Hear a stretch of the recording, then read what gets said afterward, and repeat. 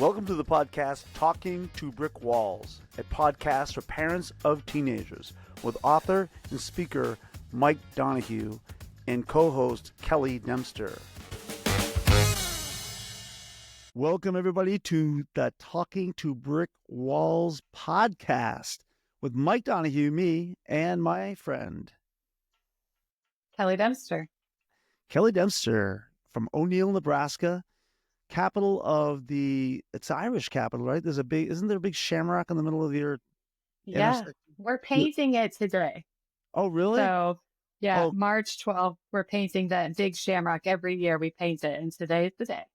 Wow, because you're getting ready for St. Patty's Day, right? St. Patrick's Day, yes. It's a week of festivities. They start yesterday, so they got something going on all week. Okay, so I'm from Boston, South Boston. So you just say St. Patty's Day, not St. Patrick's Day. I've never heard St. Patrick's Day. I mean, I have heard it, but when people are talking about it, they're like, "Yeah, you going to the St. Patty's Day parade?" I mean, that's how they say it. Yeah. In town. So I'm gonna teach you how to speak Bostonian. St. Patty's. You ready? St. Patty's Day. They like that. St. Patty's Day. St. Patty's Day. I do say it like that sometimes. And I think you're already rubbing off on me. I said something the other day and my husband was like, "That's like Boston language." I forgot what I said. Yeah, you gotta be careful there. You gotta be a little careful there. It can get a little tough. But right. Awesome.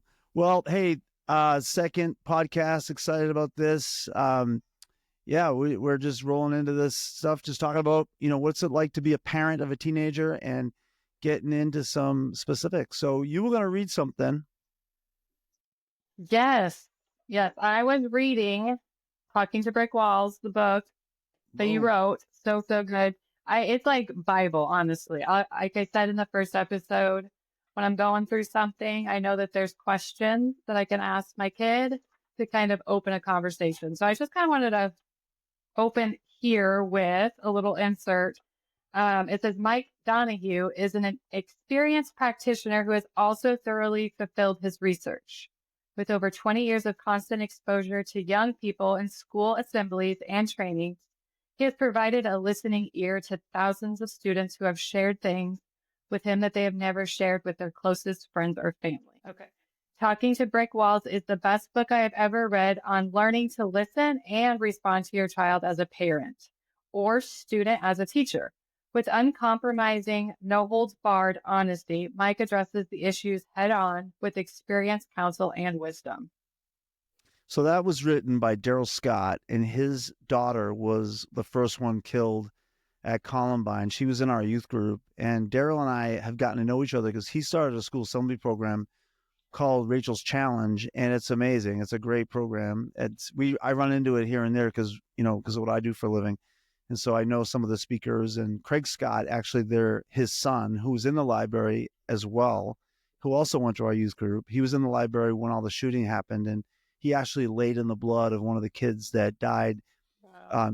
I'm sorry. Yeah. One of the kids that had passed away. And so to make it look like he was dead. And so I know that family really well, and I've been involved with them, in this business for a long time. And so Daryl's sort of like a mentor to me. So I had him read the book, and he gave me some really good advice. And I just thank you for reading that. He endorsed the book, and I like what he said at the beginning. I'm a practitioner. I'm not didn't go to Harvard University or anything like that. I've just been in the trenches with young people for over 3 decades because I did, a lot of my work at the beginning was in church, and then, I'm speaking in schools for the last 22 years. And so I've gotten a lot of experience dealing with kids, and I want to pass that on. I don't want to gloat and be, some expert, I don't know, some weird, guy. I just want to help parents connect with their kids. And so one of the things that I really appreciated about the communication style that I was exposed to when I started, getting involved with youth work was the whole idea that, bad behavior should alert us to bad belief. I really do believe that there's a belief before there's a behavior. We tend to look at the behavior and, a negative behavior from a teenager and want to fix that behavior, right?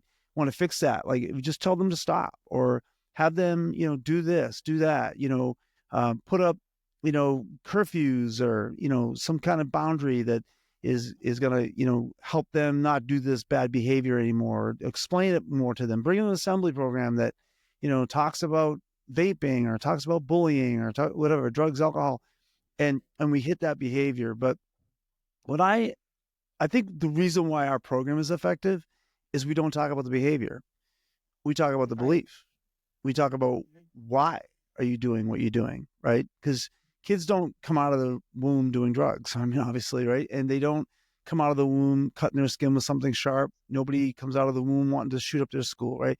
Something gets them to that point, and I think that's where the emphasis needs to go. That's what we need to be talking about, to Mhm. kids is why are you why do you hate yourself? Why do you want to do these things that are negative? And it really goes back to a belief about themselves. Right.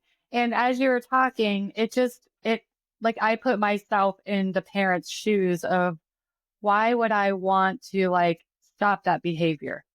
I think our intrinsic nature as parents is to want to fix it and make it better as quick as possible. But I think, as we know, that's how our relationship started. I seen you speaking at a school, so I seen the impact, and might I add, immediate impact. Like I went with you to like over 10 schools, and I seen how instantly you're able to connect with kids, and how badly do we want that as parents? So like I'm taking notes as I'm listening to you because it helps me ask myself why I'm doing the things that I'm doing versus like allowing my kids to figure it out. And I think that's kind of what you helped me do is not see the behavior, but sit in there with them with whatever they're feeling. And you give us questions in the book. And that's what you've helped me learn. It's like I need to teach others because we all want to just love on our kids, but these behaviors seem so big to us. So to help navigate is going to be a great thing. It brings me to a story I have about my own child. So I have a daughter named Riley, and she's awesome. I mean, Riley from the very beginning, like just coming out of the womb, she was, just a good kid, one of those, and just awesome, and but about 14, 15, she started getting funky. I mean, she started acting really weird towards my wife specifically, and me too, but they had a contentious relationship. It was getting really weird. And it wasn't like her. She wasn't like that. She was usually, like I said, very docile and compliant. And all of a sudden she was talking back and she was being mean. And so we, obviously I do this for a living. So I'm like, all right, something's up. So there's a belief issue. What's going on? Is there a boy? Is there, stuff going on in school? Is she being picked on? So we started asking questions. I started asking my son because he went to the same school, do you see anything? All that kind of stuff. Nothing was happening, nothing. We couldn't put our finger on anything. Then, we started punishing her, taking her phone, this bad behavior, this talking back and being defiant. And it was really frustrating. And one day my wife called me. I had left to go to the airport to fly out to go speak to teenagers. So here I am speaking to teenagers, right? I have my own teenager is flipping out, right? So my wife calls me and she's flipping out. She said, right after you left, Riley just was awful and got into this big argument and it got crazy. And so I just took a deep breath and I just said to my wife, I said, where is Riley right now? And she said, she's up on her bed. She's crying. It's a mess, right? So I said, all right, go upstairs, sit on her bed, and get like 2 feet from her face and ask her if she feels stupid. And I'm going to start crying because this is such a crazy, impactful day for my daughter.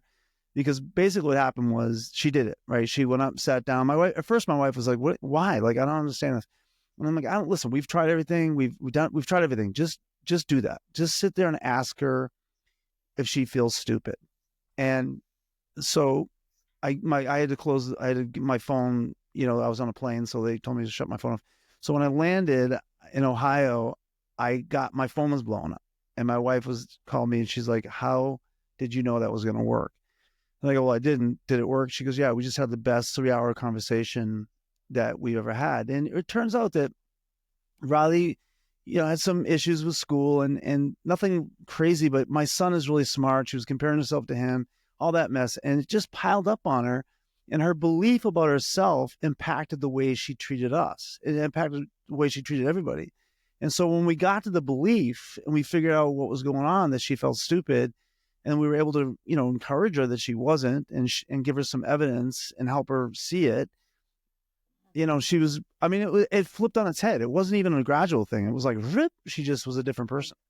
And I think that's what happens to a lot of kids is they're negotiating stuff in their head about themselves. Their belief system is getting rocked and challenged. Their outer world is judging them. Their social world is judging them. And so now they're like under this microscope, and they're not going to tell you about it because they feel weird telling you about it.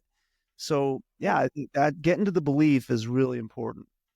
But I wonder, as I'm listening to you to say that, I wonder how it's not just kids, it's also a parent thing. Like, as you're talking, saying like when our kids are having bad behaviors, and then like our natural instinct is to stop stop the behavior so nobody sees, like, heaven forbid anyone sees like a 4-year-old have a breakdown in a grocery store. Like, that's okay. But I wonder, like, in the moment, if we're thinking we're bad parents. So, like, we are having bad beliefs as our kids are having bad beliefs. But we talked about cycles. And, like, I just wonder how we learn to cut those cycles with helping, like, a co regulation kind of thing. Like, we're both kind of panicking here, but becoming aware. And, like, as the parent, I think that's why we need to listen to this podcast. We need to read the books. We need to show up and get the master class, because we need to seek counsel. That's how I see it. I need to learn from people who've been there. And I think you said earlier, here I am going to speak to kids when my kid is having a bad behavior or whatever. But Yeah, then flipping out. that's what makes you real. And that's what makes kids connect to you, to me.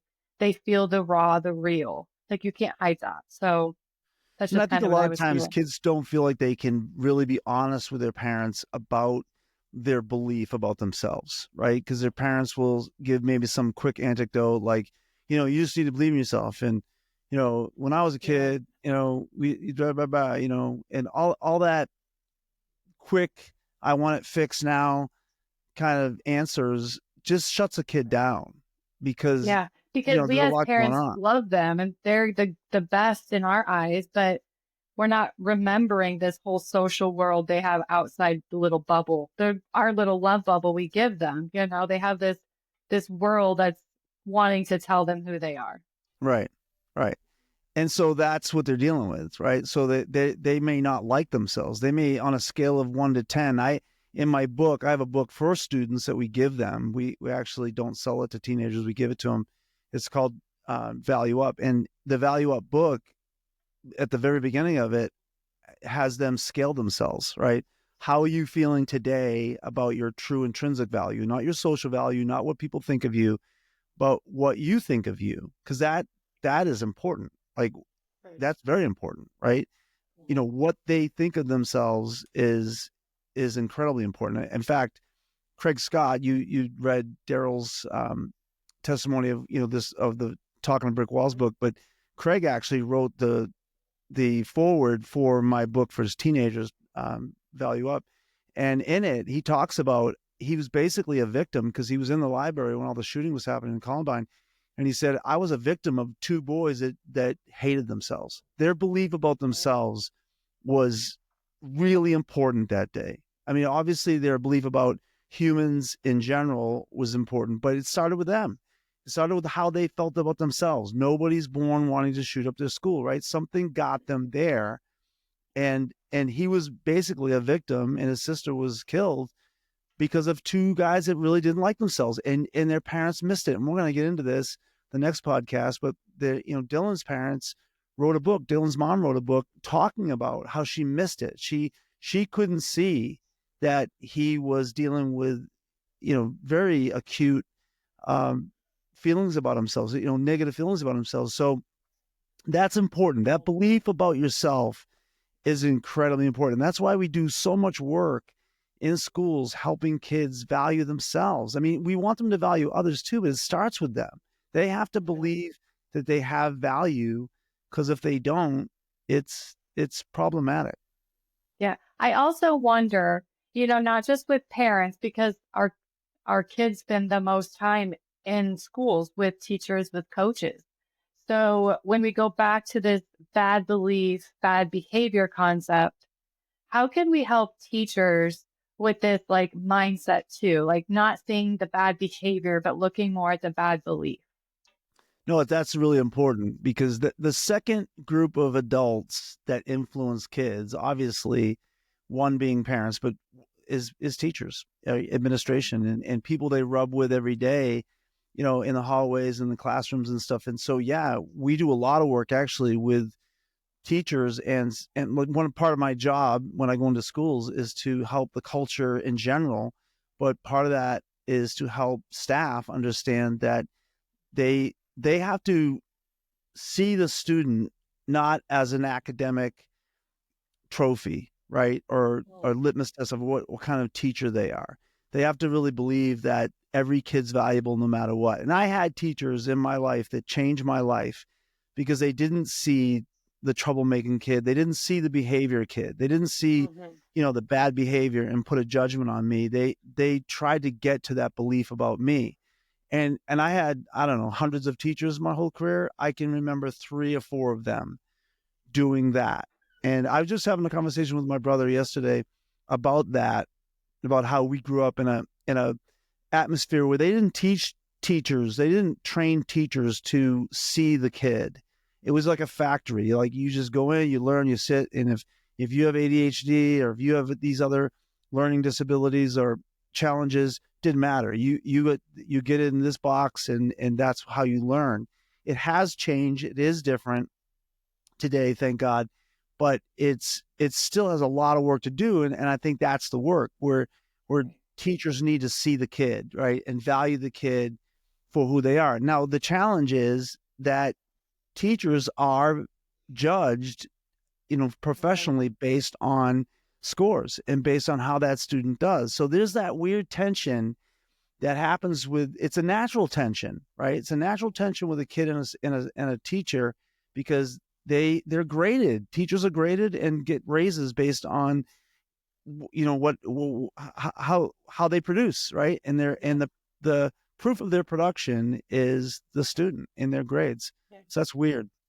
That's one of my goals, is to help parents and teachers get back on the same page. Because I don't think, I mean, there's just so much that's happened throughout time. But we're the two biggest influences on those kids. And it's like, there are so many amazing teachers, like you were saying. And I was that too. Looking back, I actually going through my healing journey, I called like, there was like one teacher in every like elementary, junior high, high school. There was like one teacher I always remember that just really took to me. And I wanted to reach out to them because it was important, but they had no idea what I was even going through at home.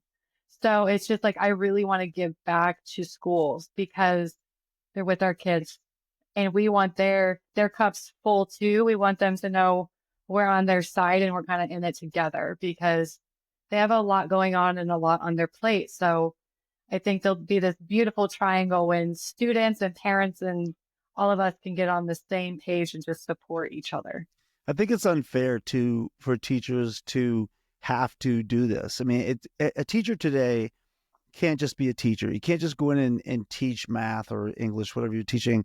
You have to really understand what's walking in the door, right? Because Mhm. emotionally they could be really struggling with things, and that's going to affect the way they learn, right? If a kid is like, for me, for instance, when I was growing up, there were times that I had a huge fight with my mom in elementary school, like in a brutal, violent deal, right? They didn't watch it like they do now, right? So I had scratches on my neck and things like that. And I would walk into school, and there was no way that I was going to be able to concentrate on school. There was no way. Right. I mean, I had violence, trauma going on right an hour before I got there. And so I walk in, sit down, and you want me to learn math? No. I mean, Right. it was nuts. And I think the more awareness that we have that these kids are coming from tough situations, the better. It's easier then for a teacher to maybe modify or to adjust the way you Right. treat that specific kid that day.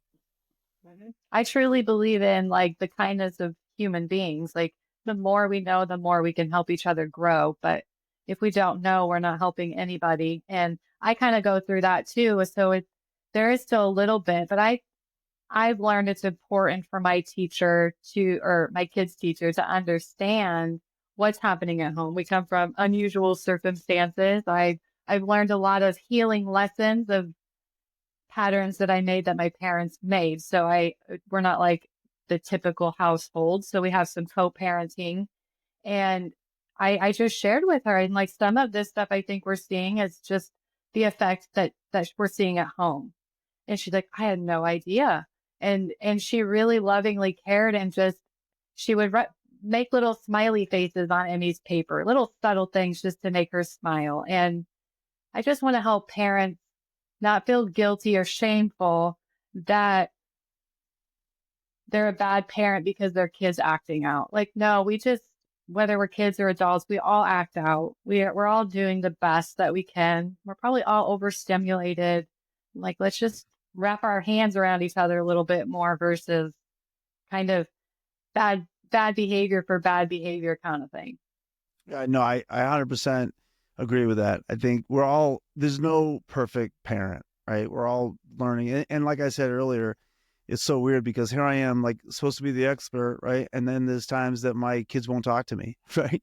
Or I messed up, or I made a mistake. We come from a blended family as well, right? I have a stepchild, and, my 4 kids went through a divorce, 2 of them when they were 10, 12, that age group, and 2 of them were in high school. And it was tough on them, and having to walk this stuff through with them as I'm, helping the world, it was a lot of, like, a lot of weird thoughts in my own head. Like, am I qualified to do this? Am I, but my kids, I think the thing I've learned is there's a great movie. I hate to they quote this movie. I love this movie though. It's Dan in real life, and there's a part where the dad says to the mom, older adult dad says to the mom, his mom, I think I hurt my kids. And she just turns around, looks at him, and goes, well, go unhurt them then.